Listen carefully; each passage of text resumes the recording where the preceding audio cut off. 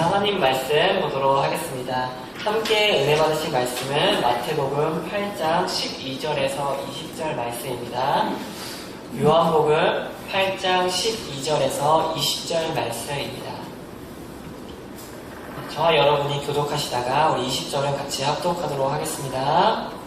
예수께서 또 말씀하여 이르시되 나는 세상의 빛이니 나를 따르는 자는 어둠에 다니지 아니하고 생명의 빛을 얻으리라. 내가 너를 위하여 증언하니 내 증언은 참되지 아니하도다. 예수께서 대답하여 이르시되 내가 나를 위하여 증언하여도 내 증언이 참되니 나는 내가 어디서 오며 어디로 가는 것을 알거니와 너희는 내가 어디서 오며 어디로 가는 것을 알지 못하느니라. 너희는 이체를 따라 판단하나 나는 아무도 판단하지 아니하노라. 만일 내가 판단하여도 내 판단이 참되니 이는 내가 혼자 있는 것이 아니오 나를 보내신 이가 나와 함께 계시리라. 너희 율법에도 두 사람의 증언이 참되다 기록되었으니 내가 나를 위하여 증언하는 자가 되고 나를 보내신 아버지도 나를 위하여 증언하시느니라. 예를 이르되 내 아버지가 어디느냐. 예수께서 대답하시되 너희는 나를 알지 못하고 내 아버지도 알지 못하는구나. 나를 알았더라면 내 아버지도 알았습니다. 같이 하시겠습니다. 이 말씀은 성전에서 가르치실 때 헌금함 앞에서 하셨으나 잡는 사람이 없으니 이는 그의 때가 아직 이르지 않아였으리라. 아멘. 지금 이 시간에는 이전과 다닌 곳에 나오셔서 나는 세상의 빛이니 라는 제목을 가지고 하나님 말씀 증거하실 때 많은 은혜 받으시기 바랍니다. 반갑습니다. 우리 앞대작으로 누가 오셨는지 한번 얼굴 한번 확인해 주시고요. 눈빛 교양 해주시면 감사하겠습니다. 마스크 쓰시느라고 너무 답답하시죠? 조금만 참아주시고 감사합니다. 빨리 마스크 벗고 자유롭게 예배드리는 날이 오기를 기도하겠습니다. 하나님 말씀 증거하도록 하겠습니다. 요한복음 7장과 8장의 시간적 배경은 초막절입니다. 오늘 본문 역시 이 초막절 마지막 날을 배경으로 하고 있습니다. 초막절 마지막 날 예수님은 이제 늘 그래왔듯이 성전에서 설교를 하십니다. 자, 그런데요, 본문 20절에 보시면 성전 어디에서 설교를 하십니까? 강대상이 아니라 헌금함 앞이라고 말합니다. 이 헌금함은 성전 가운데서도 여자들도 헌금을 하도록 출입이 허용된 곳입니다. 그래서 성전 안에서 가장 붐비는 장소가 헌금함 앞입니다. 헌금함 앞은 성전에서 가장 많은 사람들에게 말씀을 전할 수 있는 최적의 장소입니다. 그러니까 지금 예수님은 가장 많은 사람들이 모이는 이 헌금함 앞에서 설교를 하십니다. 자, 그렇다면 가장 많은 사람들에게 전해야 할 만큼 중요한 주님의 메시지는 무엇입니까? 나는 세상의 빛이라는 것입니다. 오늘 주님은 원포인트 설교를 하십니다. 나는 세상의 빛이니라. 우리가 살펴봤듯이 요한복음은 특징이 있습니다. 요한복음은 예수님의 신성을 강조하는 책입니다. 다른 복음서 마태와 누가복음은요 예수님의 탄생으로 시작됩니다. 그래서 항상 1장 1절에 보면 그 복음서들은 예수님의 계보로 시작이 되죠. 또 마가복음은 예수님의 사역이 시작되는 것에서부터 복음서가 시작됩니다. 자, 그런데요 우리가 살펴본 요한복음은 어떻게 시작되죠? 요한복음 1장 1절에 보시면 태초에 말씀이 계시니라. 이 말씀이 하나님과 함께 계셨으니 이 말씀은 곧 하나님이시니라. 그러니까 예수님은 곧 하나님이라는 사실로 요한복음은 시작합니다. 그러니까 요한복음은 다른 복음서와 달리 예수님의 신성을 강조하는 책입니다. 그래서 요한복음을 읽다 보면 요한복음에만 나타나는 독특한 표현이 있습니다. 여러분 무엇이었죠? 나는 무엇이다라는 표현입니다. 그러니까 나는 무엇이다라는 이 예수님의 자기 계시가 7번 나옵니다. 자, 그 첫 번째 예수님의 자기 선언이 뭐였었죠? 우리가 살펴본 요한복음 6장 35절에 나는 생명의 떡이니, 그리고 오늘 본문에서 나는 세상의 빛이니. 자, 10장에 가면 나는 양의 문이니. 그리고 10장 후반절에 나는 선한 목자이다. 또 11장에 가면 나는 부활이요 생명이다. 또 14장에 가면 나는 길이요 진리요 생명이다. 또 마지막 15장에 가면 나는 포도나무이다. 자, 이렇게 예수님의 자기 선언이 요한복음에만 7번이 나옵니다. 그러니까 이러한 표현들은 요한복음이 드러내고자 하는 예수님이 가지는 신성을 표현하는 것입니다. 자, 오늘 본문에서 예수님은 두 번째 자기의 신성, 자기를 선언을 하십니다. 내가 세상의 빛이니라. 자, 그런데요, 이 말씀을 우리가 이해하기 위해서는 이 본문의 배경을 알아야 합니다. 자, 오늘 본문의 배경은 이제 어디였죠? 초막절 명절입니다. 이 초막절에는 두 가지 행사가 있었습니다. 자, 첫 번째 행사는 지난번에 말씀드린 대로 이제 물 붓는 의식입니다. 자, 실로암 목가에 가서 물 그릇에 물을 담아다가 이제 번제단 앞에 그 물을 쏟아붓는 의식입니다. 자, 여러분, 이 물을 붓는 의식은 이제 무엇을 기념했죠? 출애굽기 17장에 나오는 하나님께서 모세를 통해 반석에서 물을 낸 사건입니다. 그러니까 하나님은 광야를 지나는 이스라엘 백성들에게 이제 반석에서 물을 내어 주셨죠. 그 물을 마심으로 이스라엘 백성들은 광야에서 생명을 건질 수 있었습니다. 그러니까 물을 붓는 의식을 통해 그들은 과거 하나님의 은혜를 기억했던 것입니다. 자신들의 조상에게 생명의 물을 주셨던 하나님의 은혜를 기억한 것입니다. 자, 또 하나, 이 초막절에는요, 중요한 행사가 있었습니다. 불을 붙이는 의식입니다. 그러니까 성전 안에 여인의 뜰에는 황금으로 된 4개의 큰 등잔대가 있었습니다. 그러니까 초막절 밤이 되면 이 등잔대에 불을 환하게 붙이는 의식이 있었습니다. 여러분, 그 당시에는 뭐 지금처럼 큰 가로등이나 어떤 그런 큰 불빛이 없지 않았습니까? 그러니까 등잔대에 불을 붙이면 그 불빛이 성전 전체를 환하게 비추어 주었습니다. 그러니까 야경이 참 예뻤겠죠. 자, 그러면 사람들이 그 등불 밑에서 시편을 암송하고 또 함께 춤을 추며 기뻐했다고 합니다. 그러니까 초막절 마지막 날 밤에는 아예 밤새도록 춤을 추면서 그 하나님의 은혜를 감사했다고 합니다. 유대인의 기록을 보면 이런 말이 쓰여져 있는데요.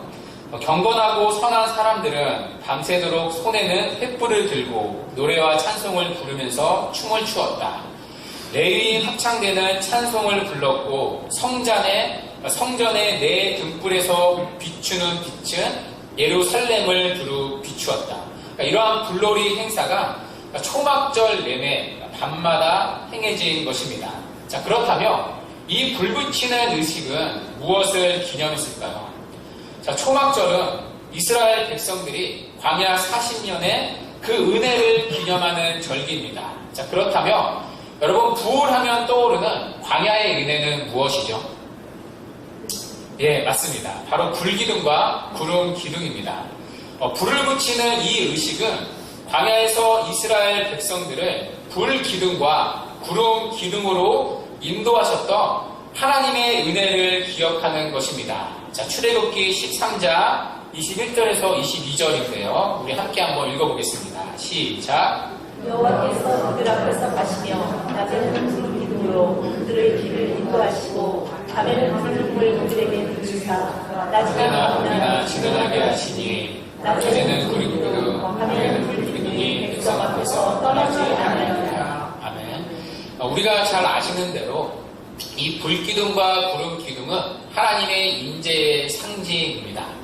이런 가시적인 하나님의 임재인 불기둥과 구름기둥은 40년 동안 한 번도 이스라엘 백성을 떠난 적이 없습니다.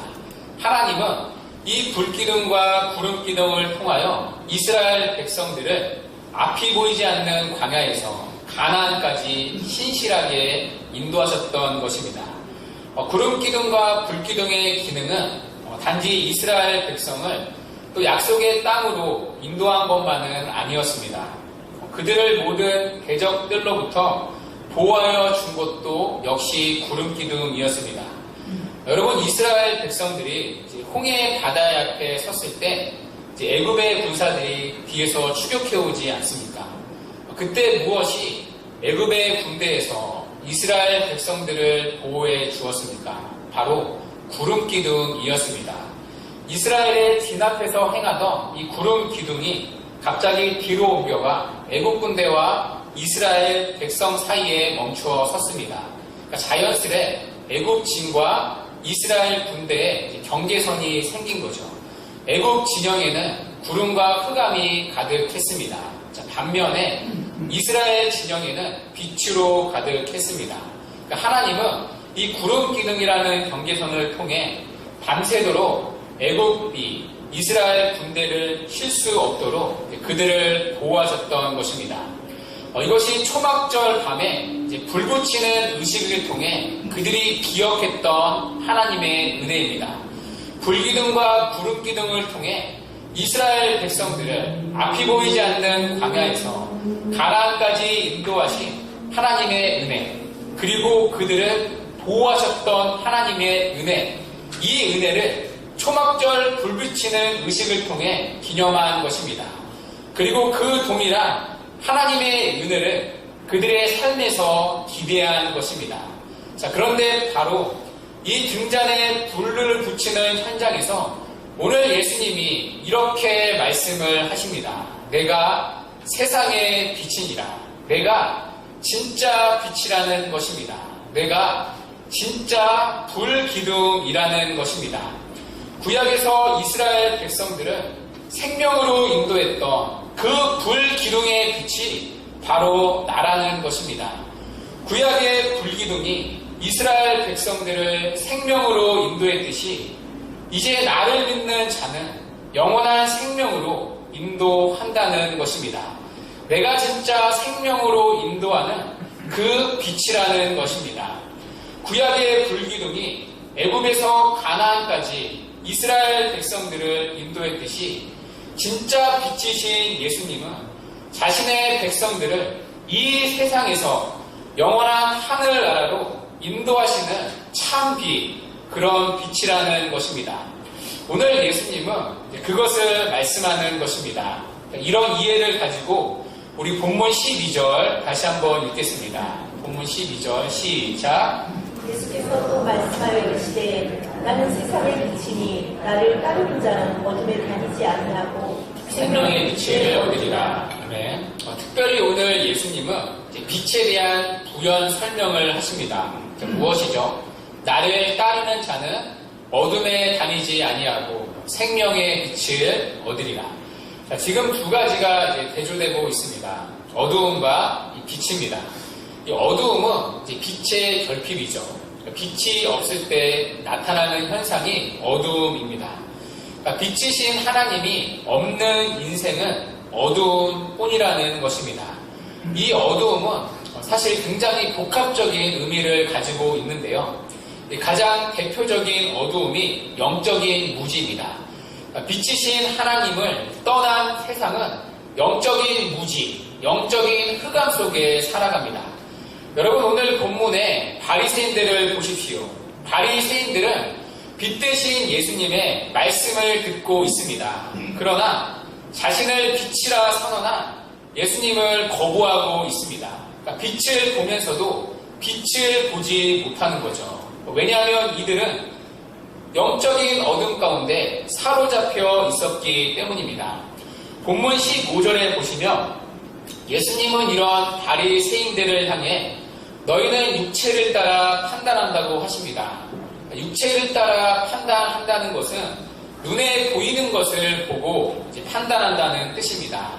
뒤집어서 말하면 눈에 보이지 않는 것은 이제 모른다는 뜻입니다. 그러니까 영적인 세계, 하늘의 나라, 이러한 개념을 전혀 모른다는 것입니다.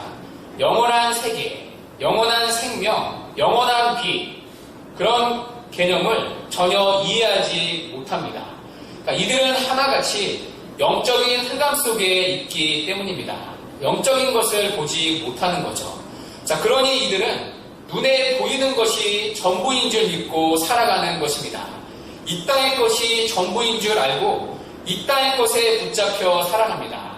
이 땅의 생명, 이 땅의 나라, 이 땅의 것을 섬기며 살아가는 것입니다. 하나님 대신에 이 땅의 것들을 신으로 섬기며 살아가는 것입니다. 이것이 영적인 어둠에 사로잡힌 인간의 모습입니다. 제가 들었던 이야기 중에 지금도 잊혀지지 않는 한 사건이 있습니다. 최첨단, 이제 그 당시엔 최첨단이죠. 최첨단 인공위성이 이제 무궁화 위성을 처음 발사하던 그 때의 일입니다. 그 남미에 있는 그 프랑스령 그 가이아나에서 이제 위성을 발사를 했는데요. 그때 우리나라 과학자들이 한국에서 가지고 갔던 것이 있습니다. 여러분 혹시 기억나시나요? 바로 이 돼지 머리입니다.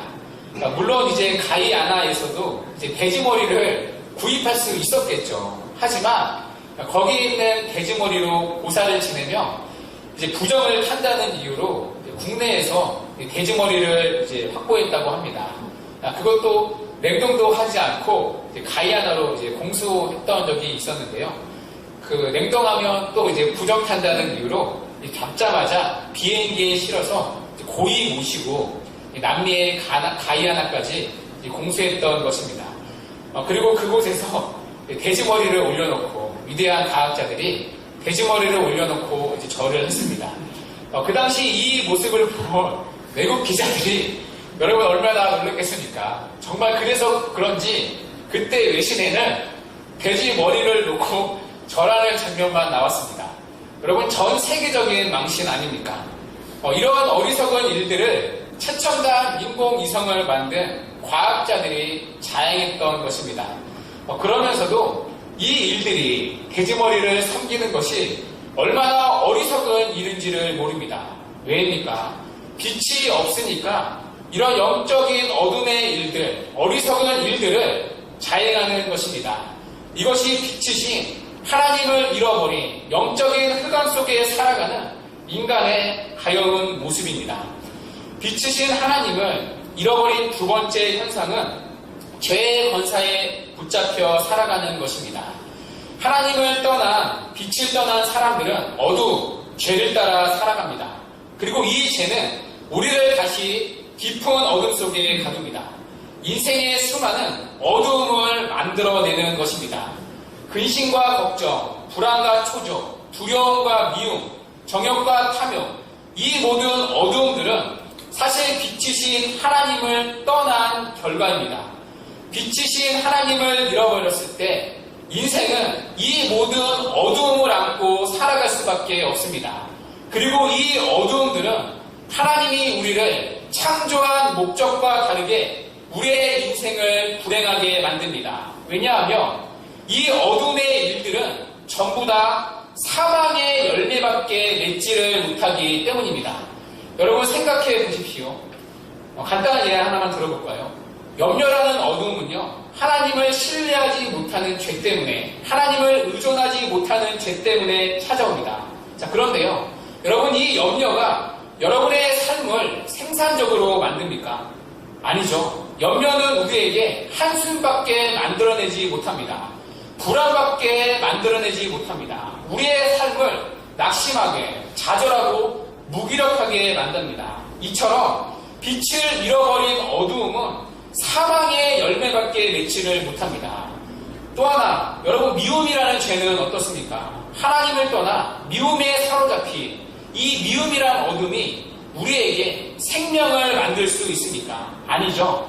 미움이란 감정은 언제나 사망의 열매밖에 맺지를 못합니다. 이것이 빛이신 하나님을 잃어버린 어둠에 사로잡힌 인간의 모습입니다. 빛을 잃어버린 어둠은 절대 세상에서 생명의 열매를 만들지 못합니다. 세상을 보십시오. 전부 다 사망의 열매밖에 맺지를 못합니다. 결국 빛이신 하나님을 잃어버린 인간의 끝은 사망, 어둠, 죽음밖에 없습니다. 모든 인생은 한마디로 죽고 죽고 죽음의 행렬입니다. 결국엔 낳고 죽고 그것밖에 없습니다. 그러나 빛이신 예수님이 오셔서 이 죽음의 권세, 어둠의 권세에 갇힌 인간에게 생명의 빛을 비춘다는 것입니다. 오늘 본문 11절을 보십시오. 오늘 예수님은 바리새인들을 향해 너희는 육체를 따라 판단하나 나는 아무도 판단하지 않는다고 하십니다. 자, 여러분, 아무도 판단하지 아니하노라 무슨 의미입니까? 여러분, 예수님은 지금까지 자신을 쫓은 사람들의 믿음을 계속해서 판단하셨습니다. 거짓 믿음을 계속 드러내셨죠.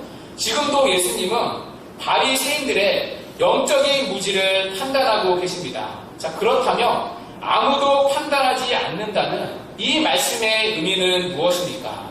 나는 세상을 심판하러 온 것이 아니라 구원하러 오셨다는 것입니다. 그래서 주님은 이렇게 말씀하는 것입니다. 나는 세상의 빛이니라. 나를 따르는 자는 어둠 가운데 있지 아니하고 생명의 빛을 얻으리라. 여기서 빛은 더 라이트입니다. 그러니까 유일하다는 말입니다.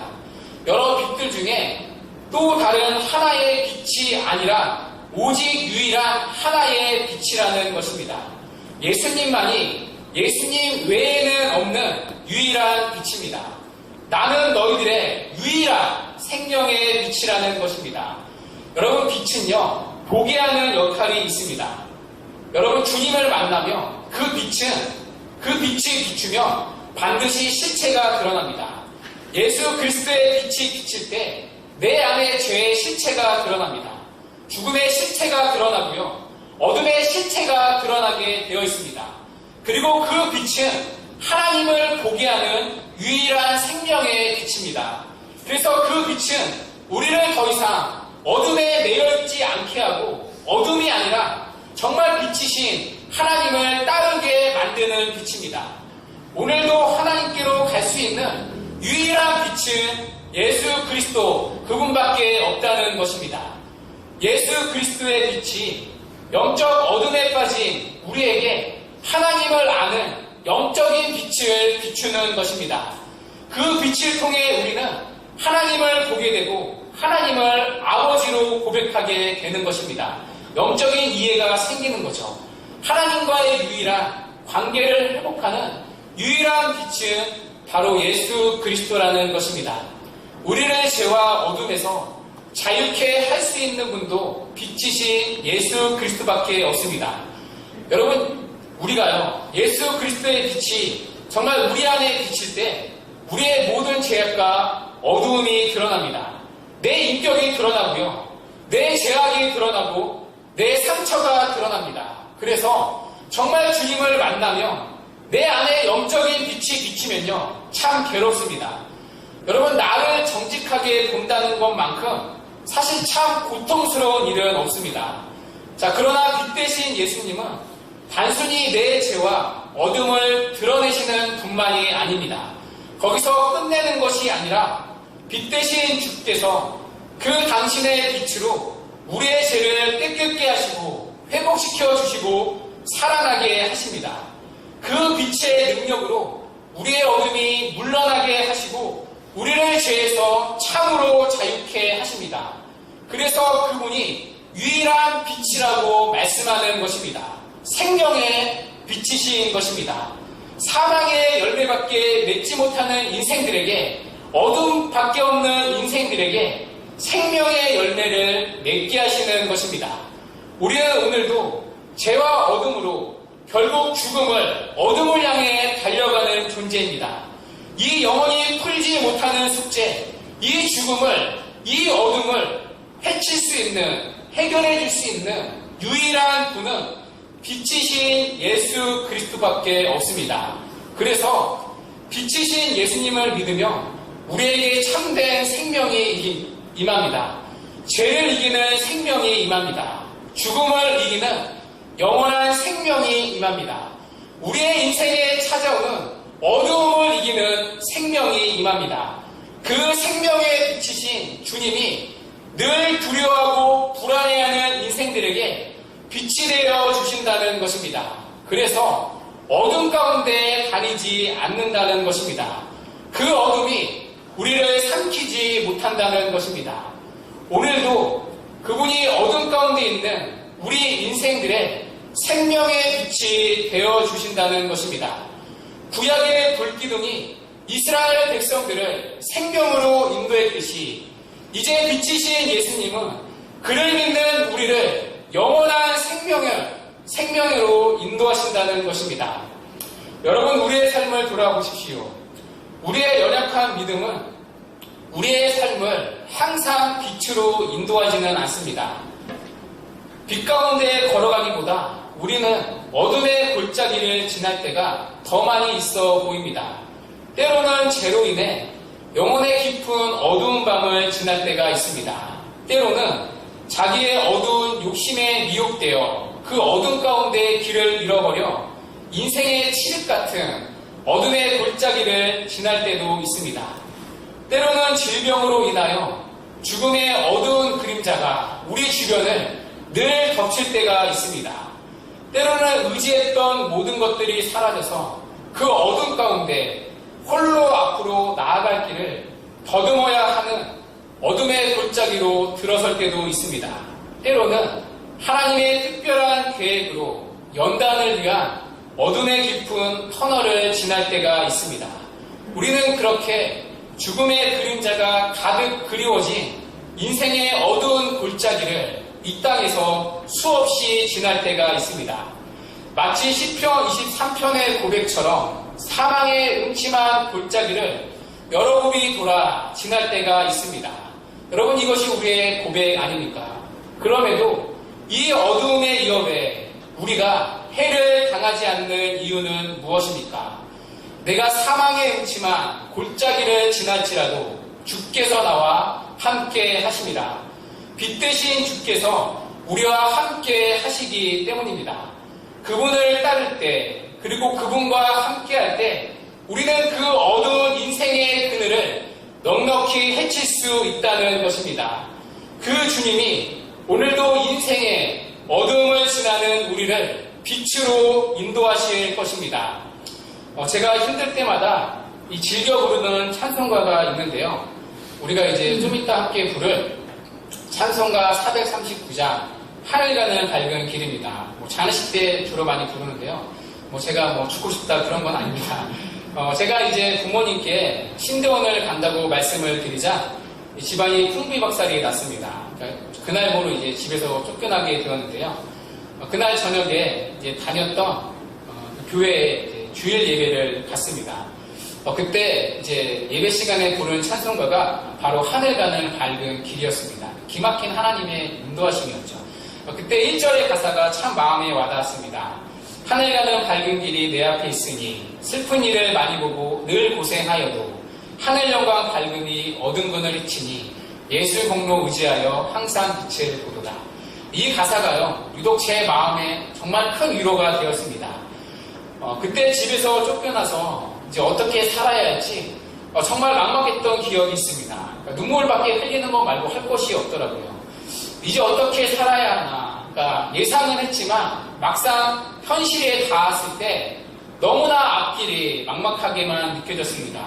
어디서 살지, 어떻게 신대원을 다닐지, 돈도 없는데 정말 앞이 보이지 않았습니다.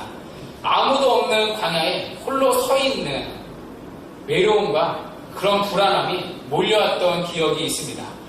그러나 이 찬양의 가사의 고백대로 그 보이지 않는 어둠의 길이 너무나도 밝은 길이라는 것입니다. 왜입니까? 우리가 믿는 주님은 바로 빛이시기 때문입니다. 빛이신 주님이 우리를 어둠 가운데 머물지 않게 하시고 반드시 우리를 빛 가운데 생명의 길로 인도하신다는 것입니다.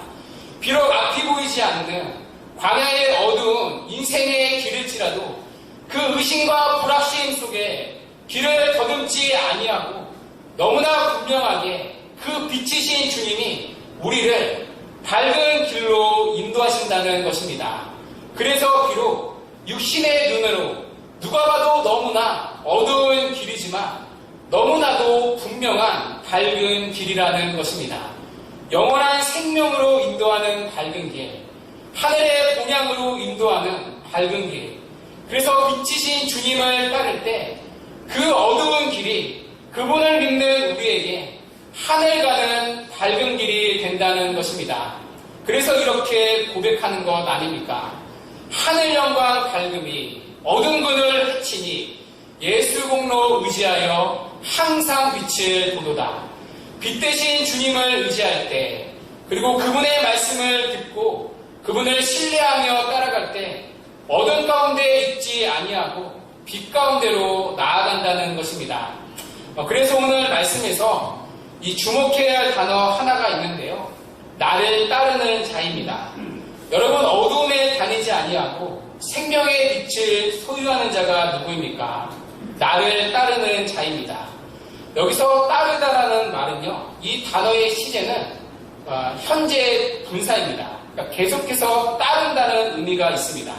그러니까 한번 따르고 마는 것이 아니라 계속해서 주님을 따라가는 것입니다. 자, 그런데요, 단순히 여기서 또 따라간다라는 단어는 단순히 그분의 길을 쫓아가는 것이 아닙니다.